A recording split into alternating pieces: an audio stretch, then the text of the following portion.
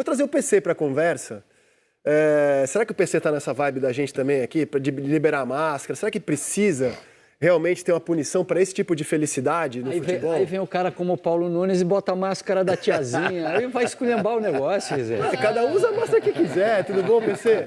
Tudo bem? Olha só, eu entendo a preocupação com mensagem política. Eu entendo, cara. Sei lá, por exemplo, um jogador querer se posicionar no conflito Rússia e Ucrânia. Isso pode gerar realmente algo indesejável para o futebol. Eu entendo. Agora, uma máscara de um personagem de um filme de ação... Que mal isso pode trazer para o jogo? Por que tem que dar cartão nesse tipo de lance? Tudo bom, PC? Boa tarde a você, bem-vindo. Olá, Rizek, tudo bem? Graças a Deus. Boa tarde para você também, para o maestro, Lino, Serginho, para o pessoal que está em casa. Esse é um bom debate, né?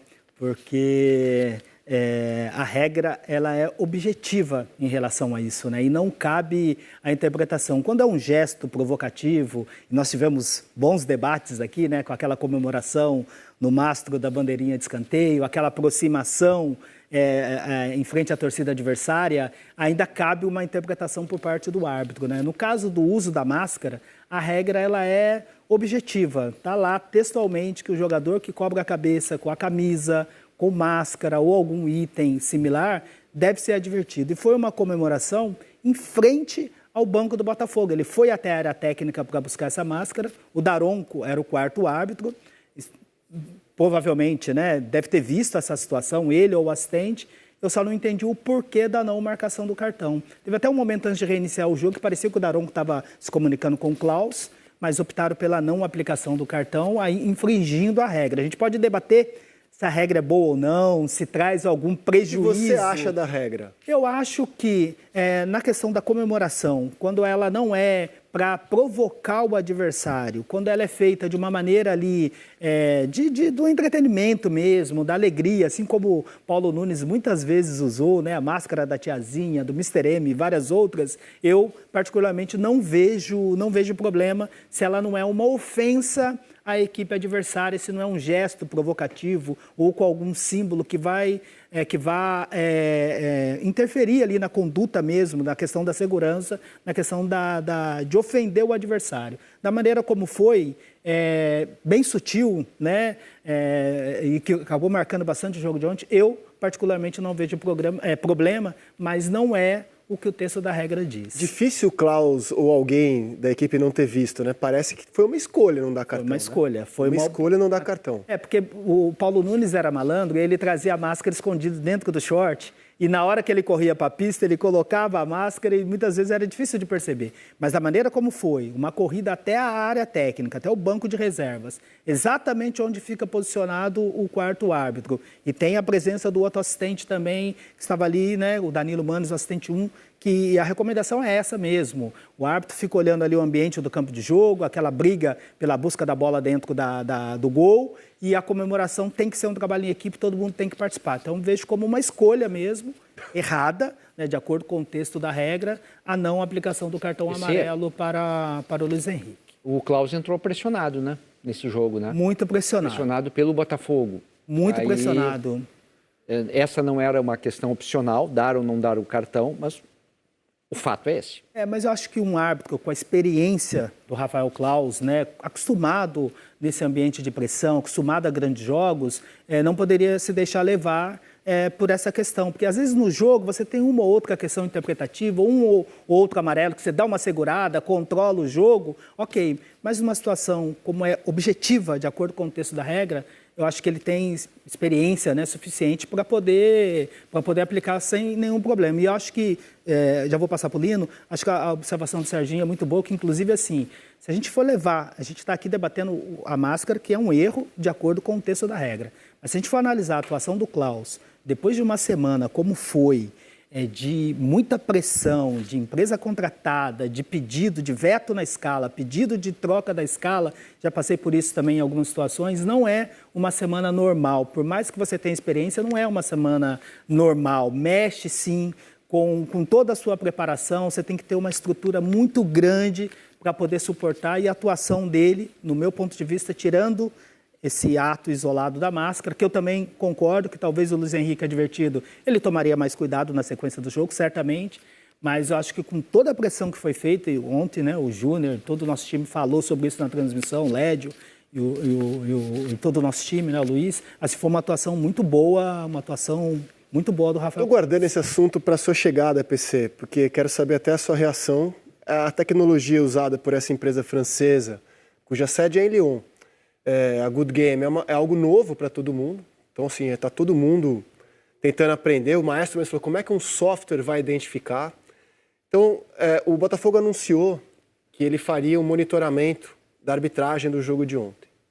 Esse monitoramento é com a empresa Good Game, né, que embasa os relatórios que o Textor tem tornado público, né, de arbitragem aqui no Brasil. Então, no jogo de ontem, essa empresa Good Game, ela fez 2 tipos de análise, que é o que ela faz. Ela tem 2 tipos de análise. Um é chamado EVAL, que é um software, de visão computacional, para detectar contato, falta, de momentos chaves do jogo, e aí aplica isso às regras do jogo. Quando uma máquina olha para um contato, isso eu já aprendi pelos relatórios que eu vi da Good Game, quando uma máquina olha para um contato físico, essa é a capa do relatório que foi entregue ao Botafogo, tá? E que o Botafogo promete entregar para CBF, para Senado, porque o Textor acha que isso é o futuro do futebol. Então, assim, essa máquina ela não detecta muita diferença entre um contato leve e um contato que a gente diz que é do jogo. Então, ela sugestiona que tudo é falta. E aí tem o olhar humano para detectar o que os técnicos da Good Game consideram erro ou acerto do árbitro. O outro software, a segunda análise, é a análise de match fix, que é, aí sim, um software criado para detectar comportamento de jogador e árbitro, que é o que levou o Textor a fazer acusações, até aqui não comprovadas, contra 5 jogadores do São Paulo e 4 do Fortaleza, no Campeonato Brasileiro de 22 e 23. Pois bem, o software de match fix considerou que o jogo de ontem foi tudo dentro da normalidade, não tem nada a reparar. E o que analisa o que é falta, o que não é falta, chegou à conclusão de que a arbitragem tomou 129 decisões no jogo de ontem. É um número considerável para você imaginar, 129 decisões. E das 129, segundo a empresa contratada pelo Botafogo, foram 8 erros apontados no jogo inteiro, o que a empresa considera o número razoável, bom. 7 erros que não foram muito significativos para o jogo, um deles é o amarelo, que não foi dado ao Luiz Henrique, e um erro que ela acha que é fundamental, um erro grave, entra lá numa linha vermelha, um erro que foi fundamental para o resultado da partida. Vocês têm ideia de que erro é esse? O Serginho já sabe, ele não vale. Você tem ideia de que erro é esse que a Good Game apontou, PC, de que foi cometido de um jeito grave e que impactou no resultado do jogo? Lembrando que é uma empresa contratada pelo Botafogo. Eu acabei apurando com o nosso então time. Então tá bom. Gente, eu vou aguardar o seu olha que curioso. O erro grave apontado pela empresa contratada pelo Botafogo é o gol marcado pelo Botafogo. A Good Game analisou que esse contato, e aqui está a tradução que eles colocam no relatório enviado ao Botafogo, e a gente vai traduzir para o português. Ó. Contato da perna direita do jogador do Botafogo na perna esquerda do jogador do Flamengo, círculo em vermelho. Na origem do desequilíbrio e sem contato com a bola. Isso o software detecta. Falta válida não apitada. Gol irregular aceito. Eles consideram que essa é uma falha grave, a favor do Botafogo. E ontem, o que eu fiquei sabendo é que o próprio Textor, vendo essa imagem e ouvindo o áudio do VAR, o próprio presidente do Botafogo... Demitiu a máquina. Desculpa, o dono do Botafogo, melhor ainda, considera que o gol marcado a favor do Botafogo é ilegal. Que ele acha que é o mesmo critério que o leva a reclamar do gol marcado pelo Flamengo no ano passado, como uma falta na origem da jogada do Bruno Henrique. Eu acho que as coisas não têm relação direta, porque teve uma falta mesmo que o Bruno Henrique fez no ano passado, só que foi lá muito antes da jogada se desenvolver. E na jogada de ontem, o Textor está surpreso de que no Brasil, a maior parte dos comentaristas, jornalistas, opinou que o gol foi legal, porque ele acha que a Good Game está correta. Ele realmente leva muito a sério essa tecnologia. Então ele, dono do Botafogo, acha que o gol é ilegal, que o software está correto em apontar a ilegalidade do lance. Eu devia fazer uma reunião na CBF, chamar alguém para conversar seriamente sobre isso. Bom, tem outra coisa. Mas não é curioso, gente. É muito curioso. É curioso, cara. mas seria mais curioso ainda se esse gol fosse o gol que tivesse decidido o jogo. Esse gol não decidiu o jogo. O jogo já estava praticamente decidido. Você já estava nos acréscimos, não sei o quê. E quando você vê a imagem por trás, não tem dúvida nenhuma. Né? E essa relação com a outra do Bruno Henrique tem muito menos ainda. Porque depois da falta, você vê... Os próprios jogadores do Botafogo param na hora da jogada, entendeu? Você achou falta, maestro? Muita falta. Não tem jeito. Então você concorda que foi uma decisão errada? A do software? É por isso. Se eu tenho dúvida em relação à questão técnica, entendeu? Então, olha só, você acha que a falta deveria ter sido marcada nesse lance? Claro. O maestro acha que foi falta. Serginho, para você? Eu acho, para mim não foi falta, mas eu acho que tem uma série de lances que eu considero como cinzentos, que você pode marcar, pode não marcar, porque tem o contato, e acho que pelo critério do Klaus no jogo todo, quando o jogador opta pela queda, ele não estava dando. Eu acho que faz sentido dentro do critério do Klaus, mas eu não marcaria, para mim é um contato de jogo, né? Acho que ele escolheu cair, na minha opinião. Então o maestro acha que foi falta? Para mim, não. Serginho acha que não foi falta. Mas eu entendo, não só o maestro, quanto a máquina, quanto o Textor, quanto todo mundo, entendeu? A conclusão eu entendo. que eu chego é que a máquina jamais pode ser definitiva para você falar de arbitragem. Porque eu já mudei de opinião umas 300 vezes vendo esse lance, confesso. Para você, Lino. O que eu acho é que a máquina não entende de subjetividade. A máquina vai ter a interpretação dela e se a gente não admitir que ela é apenas mais uma interpretação entre tantas, a gente não vai permitir que o árbitro tenha a dele também. A gente vai botar uma máquina para apitar jogo de futebol. Então, o árbitro tem o direito de interpretar, o Serginho definiu muito bem, essa zona cinzenta que é esse lance. Numa primeira imagem, quando eu olhei o jogo correndo, eu achei que era falta. Se eu sou o juiz, eu apito na hora. Interpretando depois o que era o lance, né? O tamanho do Fabrício Bruno, estrutura física que ele tem, a vontade que ele tem de cair, porque olha só, ele dá um mergulho depois, ele se joga. Então você passa a interpretar aquilo ali como muito mais um lance de desequilíbrio proposital do que uma queda por conta daquela travada ali. Por mais que aquela travada... O jogador quer marcar, sim, o jogador cara, quer apitar. O tamanho de um, de outro. Então, na boa, eu acho que não é falta. Esse lance é interpretado. No reflexo, você é capaz de dar a falta. Ó, eu estou trazendo em primeira mão para vocês a história desse relatório. O sonho assim, do Textor é que essa tecnologia seja aplicada, é que a CBF ele disse que vai levar isso aí para a CBF e que isso seja aplicado e que seja mais uma ferramenta para a gente analisar. Eu queria ouvir o PC, o que ele acha. Eu contei em linhas gerais sobre o software, o que você acha da utilização desse software e, óbvio, qual é a sua conclusão sobre a jogada cujo relatório aponta como erro grave, PC. Então, Rizek, eu assim, respeito completamente, né, o trabalho que está sendo feito, a questão da utilização das novas tecnologias. Acho que a gente tem que estar sempre aberto a todo tipo de conhecimento, né, e agregar também a todo o conhecimento que a gente tem mesmo do trabalho que a gente desempenha há bastante tempo.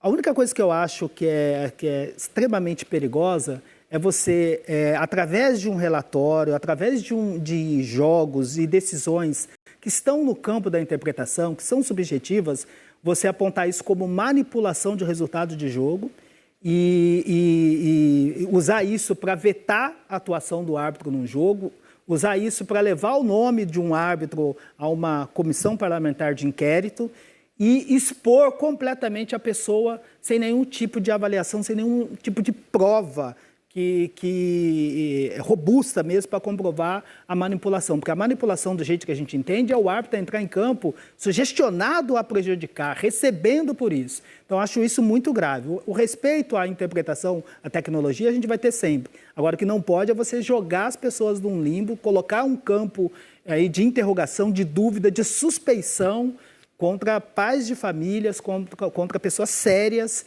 que tentam desempenhar a sua função da melhor maneira possível. Em relação a esse lance, eu, respeitando todas as interpretações, eu entendo como um contato de jogo. Não vejo com um impacto suficiente para a queda do Fabrício Bruno. O Fernandes, ele tem uma aproximação do Fabrício Bruno, e o Fabrício Bruno, ele, com o mínimo contato, ele se atira, é aquela coisa de sugestionar, e não é o Fabrício Bruno, isso são todos os defensores que têm essa característica de sugestionar a marcação da falta, porque é muito mais cômodo para o árbitro marcar uma falta no campo de ataque, né, contra o atacante do que contra um defensor. Se esse lance tivesse sido dentro da área e o Klaus tivesse invertido a decisão e marcasse pênalti, hoje já seria um escândalo de dizer que seria pênalti, de um contato mínimo. Então, eu respeitando, está no campo da interpretação, tem o contato sim, mas acho que tem a avaliação se esse contato é para esse impacto, para essa queda do Fabrício Bruno, eu entendo que não. Respeito a... Sabe que Se é na área, ninguém marca, cara. Boa. Você se matou agora a tua interpretação. E, além de assinar embaixo tudo que você falou, eu formei o meu conceito sobre esse lance ouvindo o áudio do VAR. Me ajudou muito a entender a decisão tomada. Então, antes de mostrar o áudio do VAR, que a CBF ontem mesmo já divulgou, eu só vou arrematar da seguinte forma, porque nem para mim estava tão claro isso. São 2 softwares diferentes dessa empresa Good Game. Um analisa a visão computacional. Foi falta, não foi falta, quantas decisões tomou, errou, acertou, né? E aponta erros graves que a arbitragem tomou. O outro, que é o Match Fix, avalia suspeita de manipulação, comportamento de jogadores e atletas. Assim como o PC, também considero que o software não é suficiente para você acusar nada. Muito pelo contrário, ele pode ser um ponto de partida, mas sem você identificar se alguém pagou, alguém recebeu, ele nunca vai deixar, no meu entendimento, de ser apenas um ponto de partida. Agora, são tecnologias novas, criadas recentemente, a gente está se debruçando sobre ela e tem essa ironia do destino, que o relatório encomendado pelo Botafogo apontou um gol ilegal marcado pelo Botafogo no jogo de ontem. Agora a gente ouve o diálogo entre a cabine do VAR e a arbitragem de campo para validar o gol, o segundo do Botafogo ontem no Maracanã. Ataque. Ok, pra ele mesmo. Bola ficou. Obrigado. Nada. Não, jogou ok. Possível falta. Pô, Pra mim não foi nada. tá, Ele sim. estica a perna. Gol. Olha, o apelo. Nada. Temos a 3B, Tosca. Ele foi nada. Ele se atira. Você joga. Temos a 3A. Você Aguarda joga. checando o gol. Tranquilo, não faz nada. Cara, já estou de acordo. Já... impacto. Tranquilo, vira, Fabrício. Vira. Outra imagem Cavou muito, Tosca. Estou checando Não, mas não tem problema. Ele jogou a perna e se atira. Não temos falta, ele Não tem sente empurrão, o não tem nada, contato, se Tom. atira, 16,50. Muito claro. Verifica. Perfeito. Sem impacto, já pode dar para ele. Gol confirmado. Não teve impacto no contato, mínimo contato e ele se atira. Não foi falta. É gol confirmado. Não foi A falta. invertida ficou chicoteada. Aí tirou todas, né? mostrando. Nem encosta. Não tem impacto. Não, impacto, mínimo impacto, ele, olha lá, ele mínimo impacto. Se O atira. contato lá é contato normal de jogo, lateralizado, ele Velocidade sente real. o contato e se atira. Já confirmou. Vamos lá? Foi nada. Tem um contato, o contato é mínimo, ele sente o contato e se atira. Não tem impacto na queda dele, nessa queda dele. Ok. Tá checado. Checou, não tem contato. Já checou, não tem contato. O cara tá numa perna só. A gente rodava aqui e não chegamos a um consenso. E que bom. Isso só demonstra como a arbitragem é complexo. O que alguém enxerga como um erro claro pode ser visto como um acerto brutal de outra pessoa. Exatamente. E foi ontem, antes da transmissão, né, a gente estava falando, né, a respeito exatamente de todas essas acusações que foram colocadas em cima, talvez, do melhor árbitro do Brasil nos últimos anos, né? E você colocar em dúvida a capacidade, competência e honestidade de um cara como o Klaus, eu acho que é completamente absurdo, entendeu? Independente de erro, vai acontecer, ele vai errar sempre, porque todo mundo vai errar através exatamente, que é tudo, em muitos lances são interpretativos. E colocar ele, vamos dizer assim, numa alça de mira para alguma coisa, eu acho que isso aí é totalmente absurdo. PC, vamos seguir elucidando alguns enigmas do futebol. O que aconteceu sábado em Salvador, acho que todo mundo vai concordar que é condenável do ponto de vista do comportamento de um esportista, né? Do ponto de vista da regra, isso é que o Renato fez. Tirando todo mundo que estava no banco, descendo para o vestiário com o jogo em andamento. Do ponto de vista da regra, o que você conta pra gente? Bom, no ponto de vista da regra, ela não tem essa atitude do Renato, que eu também concordo, né, que é reprovável, né? Que eu acho que deveria ter. O Renato tem experiência suficiente para esperar terminar o jogo e depois reclamar da maneira como tem que reclamar, buscar os seus direitos, protestar junto à CBF, né, no entendimento dele. Mas do ponto de vista da regra, para a continuidade do jogo, não tem impacto nenhum. Porque a regra diz que o jogo deve começar ou ter a continuidade com as equipes com no mínimo 7 jogadores. Então, como as equipes estavam formadas ali, a presença ou não de substitutos no banco de reserva, de comissão técnica, isso não tem impacto para o jogo, tanto é que o jogo teve a sua continuidade. Eu acho que o que a gente pode falar sobre o jogo, e foi muito comentário, inclusive no sábado, é a questão da maneira como o jogo foi conduzido. Né? E diferenciar, se a gente estava falando aqui do impacto que é permitido pela regra do jogo, o contato físico é normal do jogo, e a gente sempre espera que o jogo flua da melhor maneira possível, com menos paralisações, mas menos paralisações não significa infringir a regra e deixar de marcar faltas muito claras, que foi exatamente o que aconteceu no jogo de sábado. O Braulio estava com critério, assim, na verdade ele não teve critério, né? Foi uma noite ruim de atuação dele, de muitas faltas, de muitos impactos, né? Gostaria de ouvi-los também,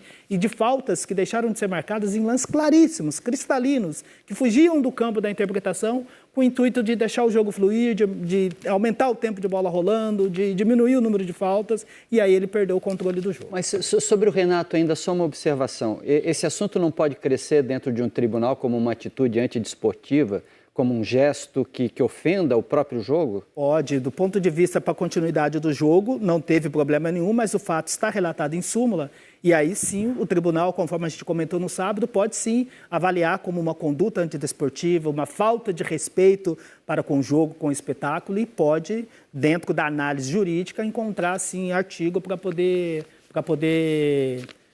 indiciar o Renato. Numa das imagens está o Jailson, né, que não estava na escala na escala publicada pela CBF. Isso pode ser algo que vai gerar um processo com chance do Grêmio? Boa pergunta, inclusive no sábado nós conseguimos...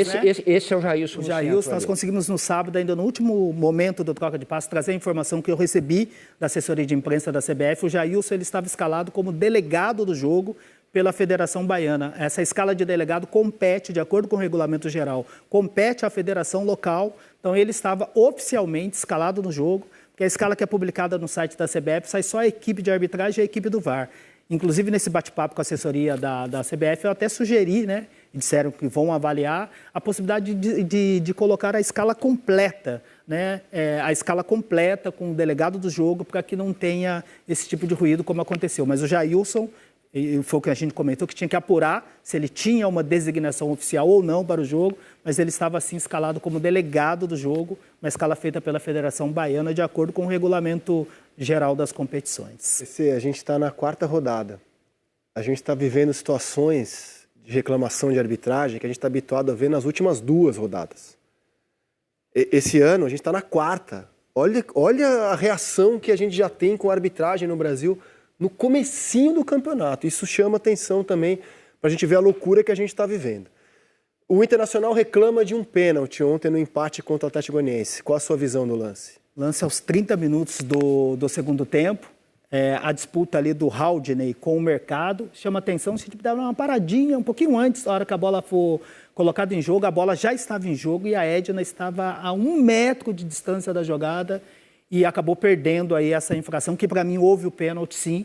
O Mercado ele dá uma forçadinha depois que ele está caindo, mas quem começa, a primeira infração é do Haldney, que está segurando pela cintura, está puxando a camisa e ele tem um impacto. Esse sim é segurar com o impacto adversário e no momento que o Haldney, que o Mercado está caindo, ele dá uma puxada na camisa. Não tem regra 18 nisso? Em que sentido? Bom, tem 17 regras só. A regra 18 que eu observo é o seguinte: quanto a esses lances de puxão, de agarrão, não estão exatamente no centro da bola, quer dizer, um jogador que não vai participar da bola, a bola está lá na frente, eu vejo a arbitragem, isso não está escrito em lugar nenhum, né? Mas eu vejo a arbitragem ignorar. Teve o pênalti do Léo Pereira na primeira rodada. Raríssimo. É que assim, quando você tem... Porque o agarra-agarra na área, por isso que os árbitros são recomendados a fazer o trabalho preventivo antes da cobrança, porque o contato dentro da área sempre ocorre. segura daqui, segura dali. Se a gente observar lá no meio da área, tem vários jogadores ali se agarrando. Mas quando é uma situação como essa, de impacto, essa é uma ação muito grosseira, com impacto muito grande, uma conduta antidesportiva. Tem que ser marcado e com a bola em jogo, isso é pênalti, não foi observado pela... Ou melhor, a Edna até sinaliza depois, né, da ocorrência, o VAR sustentou a decisão de campo e muitas vezes ocorre que na hora de avaliar, você fica buscando... situações para defender a decisão de campo, buscando se o mercado segurou, se ele agarrou também, para sustentar a decisão de campo. Mas a primeira infração, quem começa a infração, é justamente o Haldane, e com impacto mais do que suficiente para a marcação de pênalti. E para fechar contigo hoje, PC, qual seria a sua atitude diante do que fez o Felipe Melo após o gol do Corinthians, né? O garoto Breno Bidon vai passar, ele dá um rapa no Breno Bidon cai depois do gol do Wesley.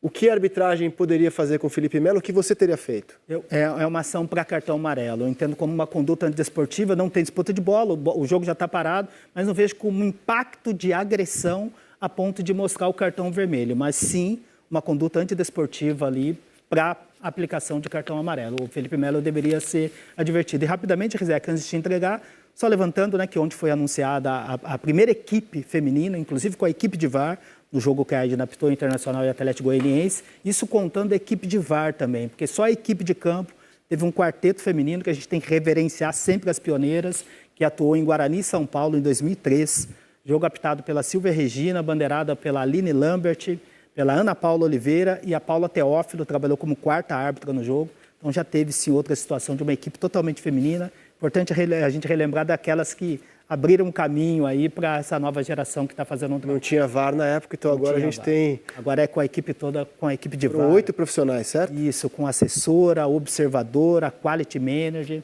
uma equipe toda formada pelas mulheres. PC, muito obrigado, hein? Eu agradeço. Grande abraço para você.